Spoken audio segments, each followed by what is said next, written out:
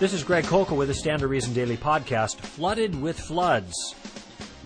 In a recent debate on the existence of God, well-known skeptic Michael Shermer attempted to discredit the biblical account of the flood by citing a similar Sumerian account written much earlier than Moses' record.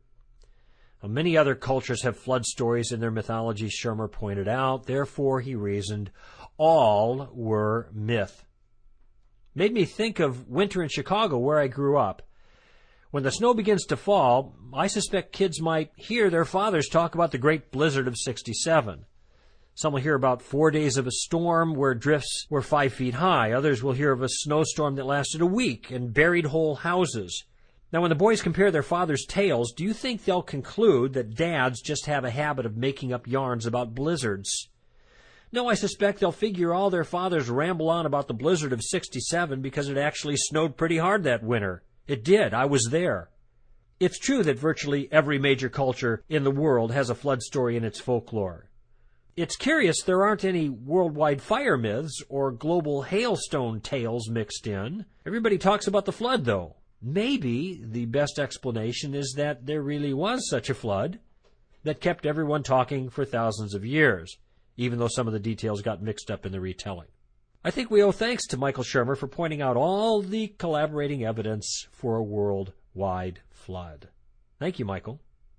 A complete text of this podcast is available at str.org under the title Flooded with Floods.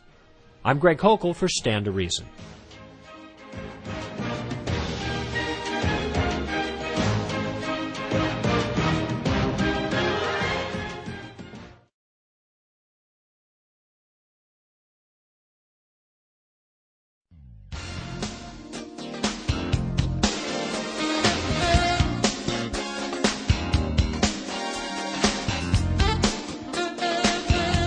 Hi, I'm Greg Koukl for Stand to Reason with Daily Podcast.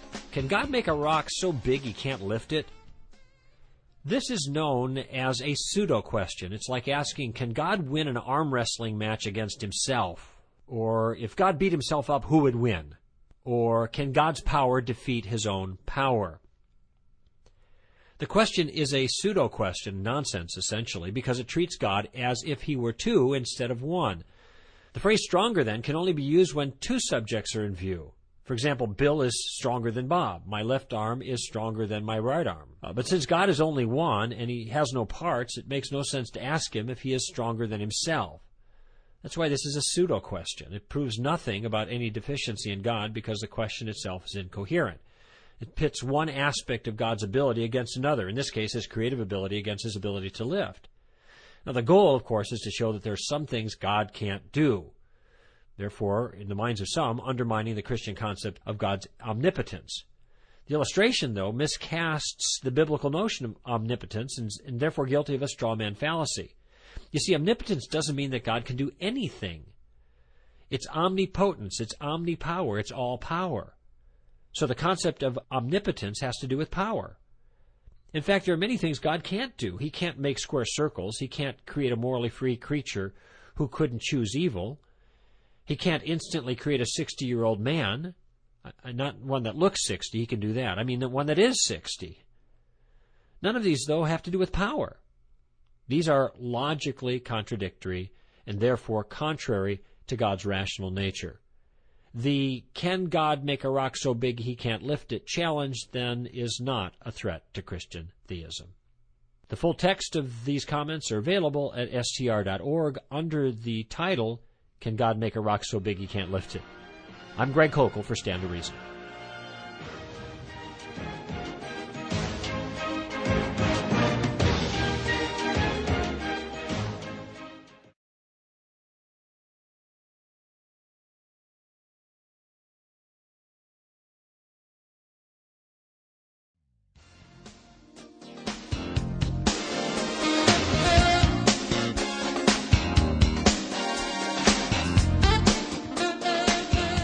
This is Greg Koukl with a Stand to Reason Daily Podcast. How God Hears Prayers. How can God hear all our prayers at once? This is what little kids ask, but the question has occurred to adults too. Well, the answer's easy. God doesn't listen to requests the way we do. We have to pay attention. closely to the details, or some distraction can cause us to miss something. We then decide how we're going to act. But since God's omniscient, that is, He knows everything, He doesn't gain any information when we pray. In other words, He has always known what our prayer would be. And having always known, He also always has known how He would respond. The purposes of God's will regarding the prayer we pray have been eternally established. Now, prayer, though, is not just an empty ceremony, because God's knowledge of our prayer depends on the fact that we will choose to ask in the future. If we don't pray, then there is no prayer for God to have known in advance, so to speak. He only knows our prayers beforehand because we actually choose to pray them in the future. No future prayer, no prior knowledge. That's why even with a God who knows everything, including our prayers in advance, prayer still matters. A complete text of this podcast is available at str.org under the title, How God Hears Prayers. I'm Greg Koukl for Stand to Reason.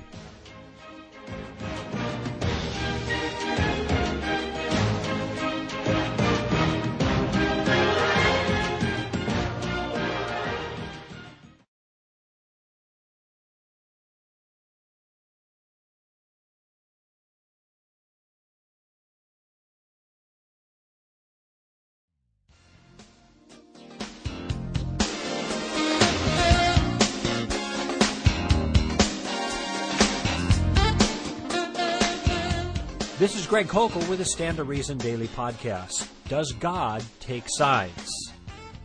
Did you ever hear someone say, you think God is on your side? He thinks God is on his side? You're both wrong. God doesn't take sides in these matters. This, it turns out, is a self-refuting view. Listen to the way it works out in conversation form. You think God is on your side? He thinks God is on his side? You're both wrong. God doesn't take sides. Really, is that the view you hold? Sure is. So the view that you hold, that God doesn't take sides, is the same view that God holds. He doesn't take sides. So in a dispute between the three of you, the one who says God's on his side, the other one who says God is with him instead, and you who says God doesn't take sides, who would God agree with? Well, he'd agree with me, of course. So God would side with you on this issue. I guess God does take sides after all. A complete text of this podcast is available at str.org under Does God Take Sides?